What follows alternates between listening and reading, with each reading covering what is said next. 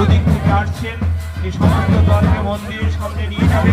মন্দিরের সামনে নিয়ে যাওয়ার পরে এই মঞ্চের সামনে নিয়ে আসবে। মঞ্চের সামনে এখানে এসে সাধু গোসাইরা এখানে মাতা করি প্রিয় মানুষ সাধু গোসাই পাগল আপনারা সুন্দরভাবে দলটিকে সাজিয়ে বসিয়ে বসানি পূজায়